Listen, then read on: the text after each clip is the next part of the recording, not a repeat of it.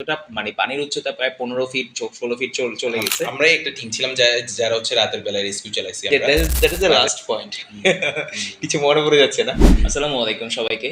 আমি মোহাম্মদ নিজামুদ্দিন শাওন, আন্তর্জাতিক ইসলামিক ইউনিভার্সিটির কম্পিউটার অ্যান্ড কমিউনিকেশন ইঞ্জিনিয়ারের 3য় বর্ষের স্টুডেন্ট। আমার সাথে রয়েছেন আমি আকিব ফাতে।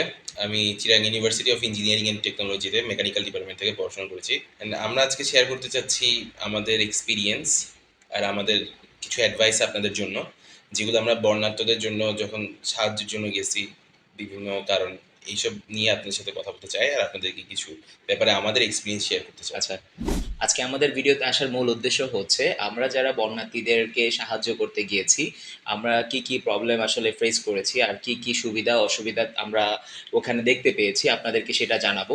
এমনকি এখন বর্তমানে যারা যাচ্ছেন আগামী পরবর্তী স্টেপগুলো কি কি হবে ওগুলোর ব্যাপারে আপনাদেরকে সারমর্ম কিছু আইডিয়া দিব। এই ভিডিওটি প্রত্যেকের জানা জরুরি, যারা আমাদের বন্যার্থীদেরকে এখন বর্তমানে যারা সাহায্য করতে চাচ্ছেন বা সাহায্য করবেন কিংবা সাহায্যের সাথে জড়িত আছেন, প্রত্যেকেরই ভিডিওটি আপনাদের জন্য জরুরি। আই হোপ আপনাদের ভিডিওটি আপনাদের জন্য ইম্পর্টেন্ট হয়ে হবে।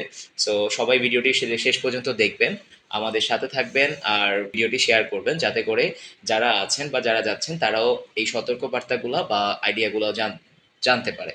আচ্ছা, আমাদের আমরা যে প্রথম যেদিন গিয়েছি বন্যার্থীদেরকে সাহায্য করার জন্য, সেদিন আমরা কিছু প্রবলেম ফেস করেছি। আগে আমরা আমাদের অসুবিধাগুলো আমরা তুলে ধরবো, কি কি অসুবিধাগুলো এক্স্যাক্টলি আমরা ওইখানে মানুষদেরকে সাহায্য করতে গিয়ে আমরা প্রবলেমগুলো ফেস করেছি সেটার একটা ব্যাপার আমরা তুলে ধরবো। তো আপনাদেরকে এই ব্যাপারে আমাদেরকে প্রথমে আমাদের আকিব ফাতে বলবেন আমরা আসলে কি কি প্রবলেম আসলে এখানে ফেস করেছিলাম। আকিব ফাতে বলুন। আমার মতামত হচ্ছে, ধরেন আমরা যখন প্রবলেমের কথা তো অনেক, যখন আমরা যাই তখন হচ্ছে আমাদের প্রথম প্রবলেমটা ফেস করতে হয় যাতায়াত নিয়ে। কারণ এই বন্যার কারণে পুরা ঢাকা চট্টগ্রাম মহাসড়ক পুরোটাই জ্যামে ছিল। এই জ্যামের কারণে দেখা যাচ্ছে যে আমাদেরকে, আমরা তো শুরুর দিকে যাই, তাও আমার দেখা যাচ্ছে 3 ঘন্টার মধ্যে আমার জ্যাম এত প্রলং করছে যে কারণে আমাদেরকে অনেক লং ডিস্টেন্সে প্রায় ফেনী ঢুকছি, তাও আমাদেরকে দাঁড়ায় থাকতে হয়েছে। সো এই যাতায়াতটা সুবিধা করার জন্য আমাদেরকে পরে এমনকি ওখানে দাঁড়ায় ট্রাফিকেরও কাজ করতে হয়েছে। সো যাতায়াতের অসুবিধা যদি আপনি বলেন যে কিভাবে আমরা সারতে পারি, সেটার একটা অ্যাডভাইস আছে যে আপনি নদী পথে যাবেন সরাসরি। আর মেইন আরো কিছু প্রবলেম আছে, যেমন ধরেন আমরা যাতায়াত করলাম, আমরা বোট নিয়ে গেলাম। আমাদের এখানে 2 রকম টিম ছিল, একটা ছিল রেস্কিউ টিম আর একটা ছিল ত্রাণের টিম। হ্যাঁ, তো রেস্কিউ টিমের জন্য কথাই আমি বলি, ত্রাণের টিম কথা আলাদা দিয়ে। আমি যেহেতু রেস্কিউ টিমে কাজ করছি, সেহেতু রেস্কিউ টিমে ধরেন আমরা বোট নিয়ে গেছি, কিন্তু বোট নামানোর জন্য যে ক্রেন, সেটার ব্যবস্থাটা খুবই অপর্যাপ্ত ছিল, সেটা পর্যাপ্ত ছিল না। তো দেখা গেছে যে আমরা বোট নিয়ে গেছি ট্রাকে করে, কিন্তু এবার এই বোটকে নামানোর জন্য যে ক্রেনের ব্যবস্থা, এটা সারতেই আমার অনেকক্ষণ সময় চলে যাচ্ছে, কয়েক ঘন্টা চলে যাচ্ছে। আমাদের ওইখানেই মূলত প্রথমেতে আমরা যেহেতু বোট নিয়ে যারা প্রথমে আমাদের মানুষের এতটা মানে পানির উচ্চতা প্রায় 15 ফিট 16 ফিট চলে গেছে। তো যারা ওইখানে রেস্কিউ করা দরকার ছিল ওদেরকে প্রথমে স্টেপ ছিল রেস্কিউ করা। প্রথমে আমাদের সবচেয়ে বেশি প্রবলেম ছিল বোটের। তো আমাদের বোট নিয়ে গেছে, এমনও অনেকেই ছিল যারা বোট নিয়ে গিয়েছেন কিন্তু বোট নামানোর কোনো স্কোপ ছিল না, বিধায় তারা বোট নিয়ে রিটার্নও আসছেন, এমনও অনেকেই ছিল। ঠিক আছে, তো তারপর এগুলা বলেন। তো আমরা বোট নামাইছি, আর দ্বিতীয় প্রবলেম হচ্ছে যে আমরা বোটটা কোন দিক থেকে নামাবো, এই প্রবলেমটা আমরা বেশি ফেস করছি। কারণ দেখা যাচ্ছে যে আমার বোট নামানোর, আমরা আসলে প্রথম যেহেতু নতুনবার গেছি, আমরা বাংলাদেশের ম্যাপ আর বাংলাদেশের নদীপথের ম্যাপ আমাদের আসলে অনেকটুকু অজানা ছিল, যে কারণে আমরা জানতামই না কোন দিক দিয়ে নামাবো। কারণ হচ্ছে যে সেখানে আপনার আসলে বর্তমান সেখানে সিচুয়েশন এমন হয়ে গিয়েছিল, যারা স্থানীয় লোকালরা ছিল তারাই চিনতে পারছিল না, কেউ ন্যাভিগেট করতে পারছিল না যে আসলে এই রোডটা কোন দিকে গিয়েছে। কারণ পানি ডুবে যাওয়ার কারণে রাস্তাঘাট প্লাস আপনার সবকিছুই ডুবন্ত ছিল, যার কারণে এখানে কোনো কিছু ন্যাভিগেট করার সুযোগ ছিল না। তো আমরা আমাদের প্রথম যে এক্সপিরিয়েন্সটা, আমরাই একটা টিম ছিলাম যারা হচ্ছে রাতের বেলায় রেস্কিউ চালাইছি। আমরা রাতের বেলায় রেস্কিউ করতে পারছি, আর কেউ কিন্তু রাতে রেস্কিউ করতে নামে নাই। আচ্ছা, তো বোটের যে আরেকটা সমস্যা ছিল, সেটা হচ্ছে আমরা যারাই যাচ্ছে তারা বিশাল বড় বড় বোট নিয়ে যাচ্ছে, এটা সব থেকে বড় একটা ভুল। কারণ এখন বিশাল বড় বড় বোটগুলা যে আমি নামাবো গ্রাম অঞ্চল দিয়ে, এটার পানির উচ্চতা এতই প্রথম দিকে তো কম থাকে, পরে দিয়ে আস্তে আস্তে বাড়তে থাকে। এখন বোট নামানোর জন্য যে একটা গভীরতা, যেমন আমার বোট নামানোর জন্য 5 ফিটের একটা গভীরতা দরকার ছিল, যে হ্যাঁ, স্পিড মানে বোট। বোট প্রত্যেকটা নৌযানের একটা ড্রাফট থাকে নিচে। ওই ড্রাফটের জন্য দেখা যাচ্ছে 3 ফিট, 1.5 ফিট, 1 ফিট বা 2 ফিটের একটা পানির মানে উচ্চতার প্রয়োজন পড়ে। ওই পানিটা প্রথম দিকে পেলেও শেষের দিকে পাওয়াটা টাফ শেষের হয়ে দিকে গিয়েছে। পাওয়াটা দেখা টাফ হয়ে যাচ্ছে যাচ্ছে। আপনি সেখানে বোটটা নিয়ে গেলেন, আপনি বোটটা নামালেন, কিন্তু আপনি বোটটা আবার রিটার্ন আনার জন্য কিন্তু আপনাকে মনস্তব রাখতে হবে। তো সেখানে আমরা আকিবের কথার প্রেক্ষাপটে আমি যেটা বলছি সেটা হচ্ছে আমরা মূলত বোট নিয়ে গিয়েছিলাম। যারা বোট নিয়ে গিয়েছে ওখানে কিছু সমস্যা হয়েছিল। সেই সমস্যাটা হচ্ছে প্রথম দিকে আমরা যেটা করি, আমাদের যাদের পূর্ব এক্সপিরিয়েন্স ছিল না, আমরা দেখা যাচ্ছে একটা বোটের সঙ্গে 2 থেকে 3 জন হলে, মাঝি ছাড়া যারা বোট চালাবে তাদের সঙ্গে সর্বোচ্চ 2 জন কিংবা 3 জন হলে হয়ে যাচ্ছে। সেখানে আমরা প্রায় 5 জন, 7 জন, 8 জন, 12 জন এমন অসংখ্য অসংখ্য মানুষ সেখানে গিয়েছে। দেখা যাচ্ছে সেখানে এইটার জন্য আরো বিশৃঙ্খলা সৃষ্টি হয়ে গিয়েছিল। তো দেখা যাচ্ছে আপনি একজন মানুষ বাড়তি যাওয়া মানে একজন একজন রেস্কিউ পার্সন যারা রেস্কিউ করবেন তাদের একজন মানুষকে কম আনতে পারা। তো এই প্রবলেমগুলো ফেস হয়েছিল এখানে। আর সবচেয়ে বেশি মানে প্রবলেম হয়েছিল আমাদেরকে বোট নামানো, বোট নামানোর পরে ন্যাভিগেট করে মানুষকে আনা। তৃতীয়ত কথা হচ্ছে মানুষকে, তাদেরকে আনার পরে আমরা যারা বোট, পানি কমে যায়, পানি কমে যাওয়ার পরে আমাদের এমন অনেক জায়গা, হয়তো আপনি বলেছেন যে এমন এমন জায়গা ছিল যে বোট থেকে নেমে আপনার পুশ করা লাগছে। তো ওই সিচুয়েশনগুলো খুবই টাফ ছিল। আর লাস্ট কথা হচ্ছে যে বোটটা নিয়ে আসা, আমাদের যখন পানি অলমোস্ট শেষ হয়ে গেছে, আপনারা এখনো হয়তো নিউজে দেখতে পাবেন যে অনেক জায়গায় এখনো ফেনীর অনেক জায়গায় বোট রয়ে গেছে হাইওয়ে রাস্তায়, বোটগুলো আসলে অনেকে যাচ্ছে, বোটগুলো নিয়ে আসছে না। তো আপনাদেরকে আমি সাজেস্ট করব, দয়া করে আপনারা যারা বোটগুলো নিয়ে যাচ্ছেন, আপনারা, ওনারা কিন্তু মানে স্বল্প পারিশ্রমিকের বেতনে চাকরি করেন বা স্বল্প পারিশ্রমিকে তাদের জীবনযাপন করে থাকেন। তাদেরকে আপনারা যেহেতু নিয়ে গিয়েছেন, চেষ্টা করবেন তাদেরকে আপনারা নিয়ে আসার, দায়িত্ব নিয়ে আসার। তো আমরা আমাদের আমাদের প্রবলেমটা যেটা ছিল, রেস্কিউ প্রবলেম, এটা আমরা শেয়ার করলাম।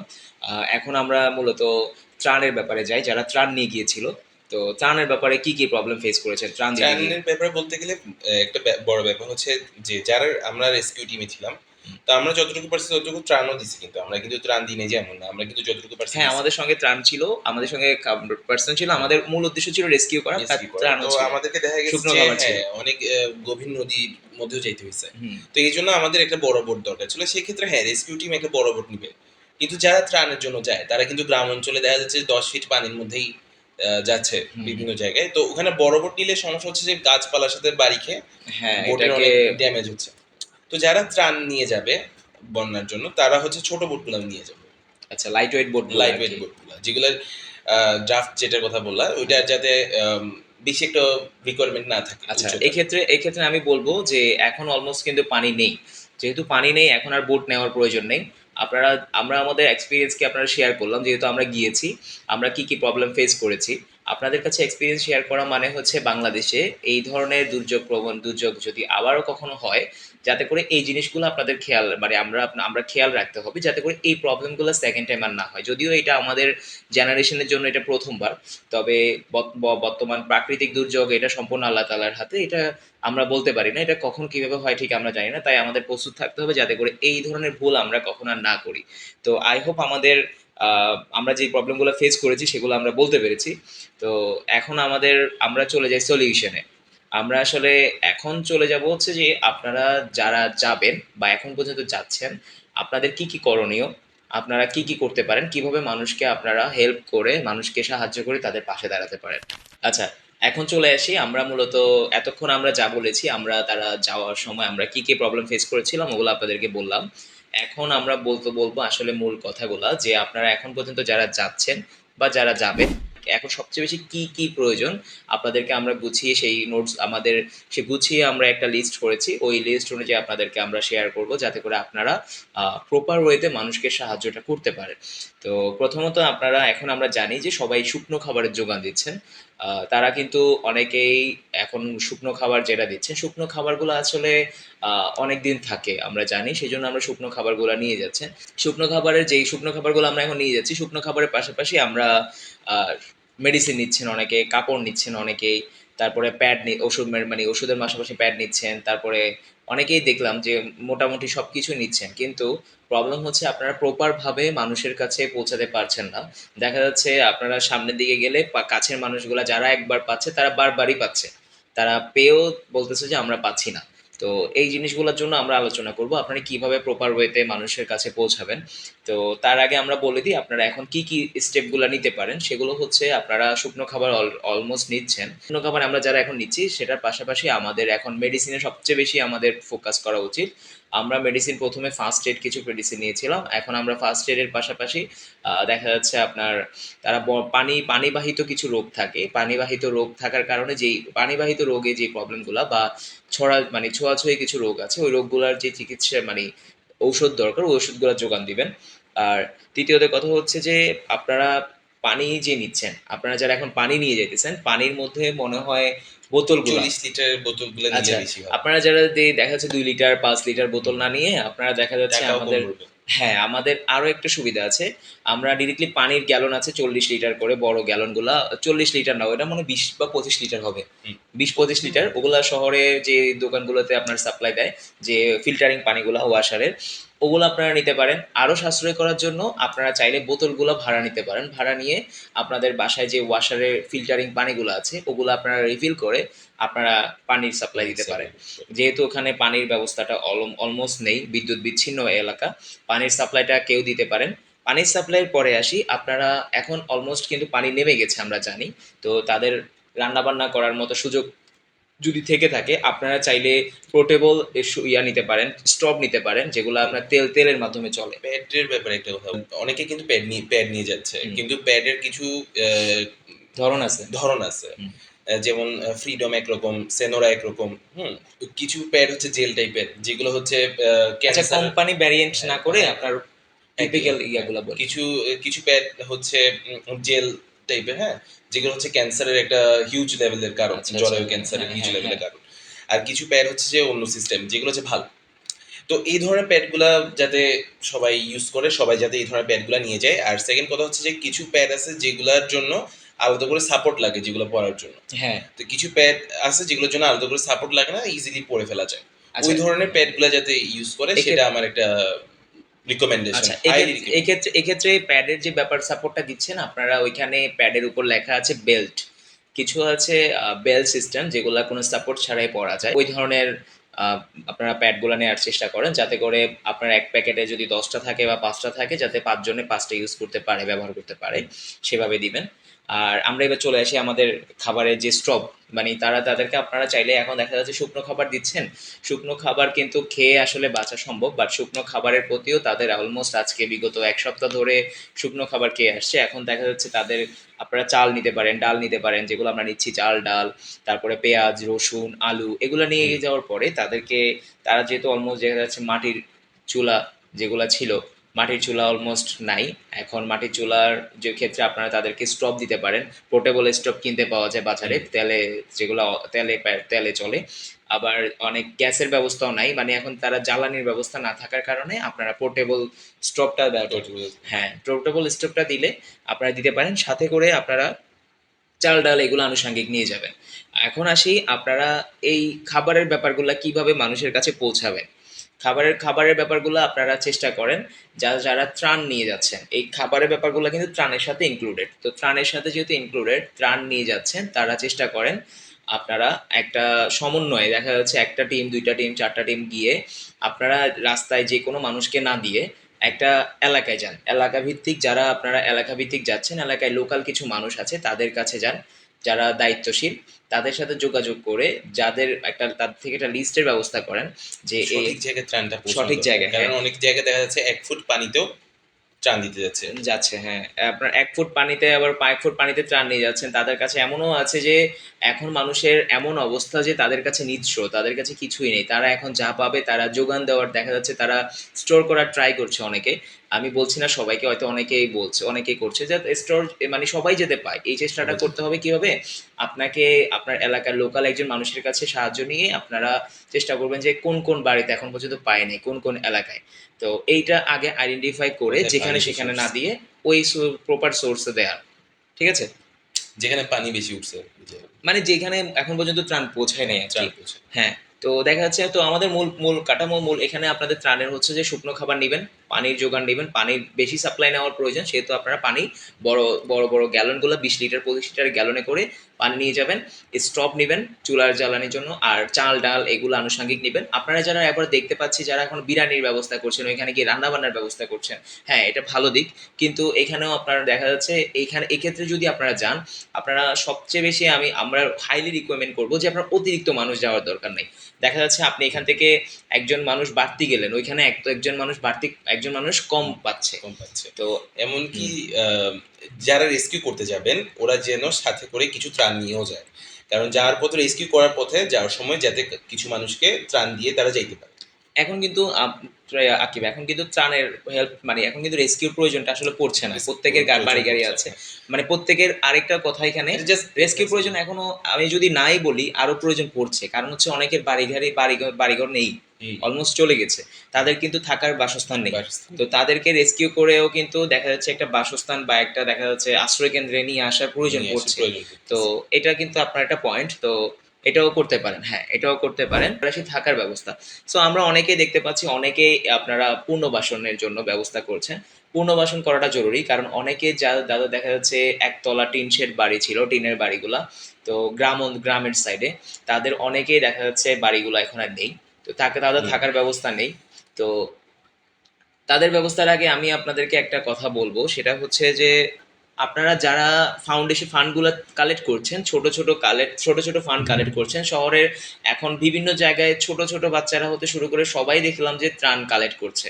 তো আপনারা যারা মানুষের সাহায্যের জন্য ত্রাণ কালেক্ট করছেন বা ফান্ড কালেক্ট করছেন, টাকা অর্থগুলা ত্রাণগুলা, আপনারা চেষ্টা করবেন কোনো ফাউন্ডেশনকে, বিশ্বস্ত ফাউন্ডেশনকে দেওয়ার, বিশ্বস্ত কোনো একটা টিমকে দেওয়ার।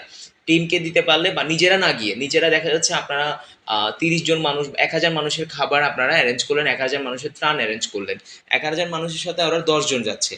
তো 10 জন আপনারা যদি যান, আপনাদের একটা পরিবহন ট্রান্সপোর্ট খরচ আছে, আপনাদের একটা খাবার খরচ আছে, আপনারা যে ট্রান্সপোর্ট নিয়ে যাচ্ছেন, আপনারা দেখা যাচ্ছে আপনারা ছোট ছোট ফান্ড যারা নিচ্ছেন, তারা ট্রান্সপোর্ট নিয়ে না গিয়ে আপনারা ফান্ডগুলো বিশ্বস্ত কোনো ফাউন্ডেশনের আন্ডারে দিয়ে দেন। তারা একটা ইউনিটি টিম আছে, তাদের খুব সুন্দরভাবে গুছানো একটা টিম আছে, আপনারা চাইলে তাদের সাথে ভলেন্টিয়ার হয়ে কাজ করে আপনার মানুষকে প্রপার ওয়েতে হেল্পটা করতে পারেন। কি বলো? কারণ এখন আপনারা যাবেন কিন্তু গিয়ে দেখা যাবে যে আপনি কাজ বুঝতেছেন না, তখন হচ্ছে যে ঝামেলা হবে। কারণ যারা ধরেন রেস্কিউ টিম আছে বা ত্রাণের টিম আছে ওরা আগে কাজ করছে, লোকাল যারা আছে ওরা জানে কিভাবে কোথায় যেতে হবে। এখন আপনি ধরেন 10 জন নিয়ে গেলেন, সেটাতে সমস্যা হচ্ছে আপনারা 10 জনই নতুন আর আপনারা 10 জনই অনেক কিছু বুঝবেন না। তখন আপনাদের কস্টিংও কিন্তু একটা আছে, পার ডে আপনার কস্টিং যদি 1000 টাকাও হয় খাওয়া দাওয়া, সেটাও কিন্তু একটা হিউজ লেভেল কস্টিং। তো এখন মূলত এটা এটা গেল, সবচেয়ে মেজর প্রবলেম হচ্ছে ওয়াশরুম। আপনারা খাবার দাবার নিলেন, কিন্তু ওখানে কিন্তু এখন বর্তমানে কোনো ওয়াশরুম নাই, যে that is the last point. কিছু মনে পড়ে যাচ্ছে না? আচ্ছা যাক, that is the last point, যে আপনারা যারা যাচ্ছেন ওয়াশরুম ব্যবস্থা করতে হবে। ওয়াশরুমের ব্যবস্থা যেটা করতে পারেন, এখন বর্তমানে পোর্টেবল কিছু ওয়াশরুম পাওয়া যায়, পোর্টেবল কিছু কমোড পাওয়া যায়, ওগুলা নিতে পারেন।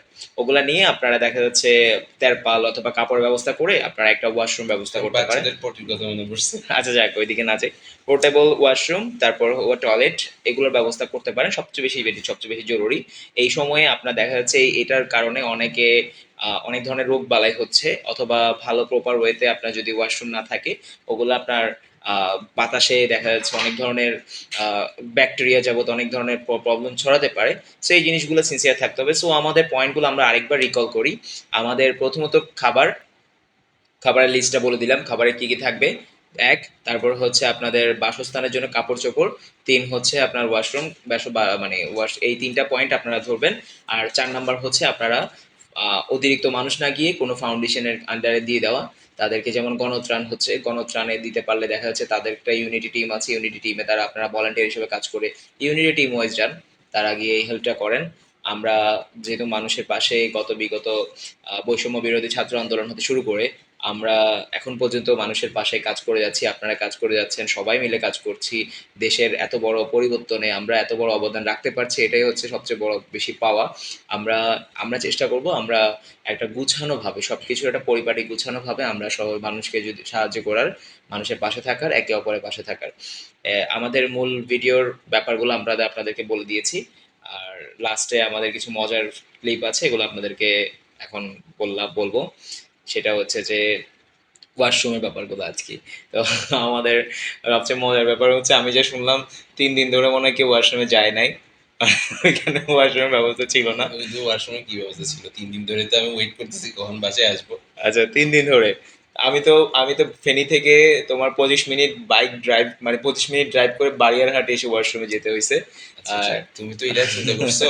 আমি তো চিন্তা করতেছিলাম যে ওখান থেকে কোথায় ওয়াশরুম করা যায়, পানির নিচে ডুব দিয়ে।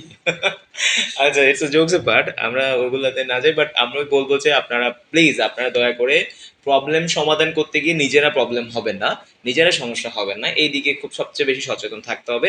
সো আপনাদের এখন পরবর্তী স্টেপ হচ্ছে পুনর্বাসন। আমরা যা রেস্কিউ করেছি আলহামদুলিল্লাহ। পুনর্বাসনের জন্য আপনারা টিম গঠন না করে আপনারা একটা ইউনিটির সাথে ভলেন্টিয়ার হয়ে কাজ করেন পুনর্বাসনের জন্য। একটা পুনর্বাসনের টিম যারা আচ্ছা এখন আমরা যেটা লাস্ট বলবো সেটা হচ্ছে যারা ফাউন্ডেশন আছেন তাদের উদ্দেশ্যে কিছু বলবো। আপনারা যারা আপনাদের ইউনিটি টিম মেম্বার আছেন তাদেরকে চেষ্টা করেন যে একটা আপনারা পুনর্বাসন যে বাসস্থান গড়ে তোলার জন্য একটা টিম রাখতে পারেন, ফান্ড রাইজিং এর জন্য একটা টিম রাখতে পারেন, তারপরে আপনার খাবার দেওয়ার জন্য একটা টিম রাখতে পারেন। প্রত্যেকটা জায়গায় জায়গায় একটা টিম, যেহেতু আপনারা করে আসছেন আপনারা ভালো জানেন। তারপরে আমরা বলে দিচ্ছি আপনাদেরকে এইভাবে সিস্টেম ওয়াইজ যদি করেন আপনারা কাজগুলো খুব ইজিয়ার ওয়েতে খুব দ্রুত ওয়েতে মানুষের কাছে সমাধানগুলো পৌঁছে দিতে পারবেন। তা আমাদের আজকের ভিডিওর মূল মূল টপিকগুলো এটাই ছিল যে আমরা কি কি সমস্যা ফেস করেছি, আপনারা গেলে কি কি সমস্যা ফেস করবেন, বা কিভাবে আসলে আপনারা প্রপার ওয়েতে এক্সিকিউট করা দরকার সেগুলো আশা করি আপনাদেরকে বোঝাতে পেরেছি। যদিও আমরা এই ধরনের ভিডিওতে আগে কখনো আসিনি, এটা আমাদের প্রথম। সো কোনো ভুল ত্রুটি থেকে থাকলে আপনারা ক্ষমা সুন্দর দৃষ্টিতে দেখবেন, তাই তো? 100 আচ্ছা, আমরা আপনার সর্বদা আপনাদের পাশে ছিলাম, আমরা পাশে আছি, পাশে থাকবো। ইনশাল্লাহ থাকবো। আমরা আমাদেরকে সাপোর্ট করবেন, আমরাও আপনাদের সাপোর্টে থাকবো। আমরা ছাত্র সমাজ জনতা, আমরা আপনাদের সর্বদা পাশে আছি। কি বলো? Hats off. ওকে, আল্লাহ হাফেজ, thank you so much, bye bye. Bye bye. শেষ, এই ক্যামেরাম্যান অফ করো।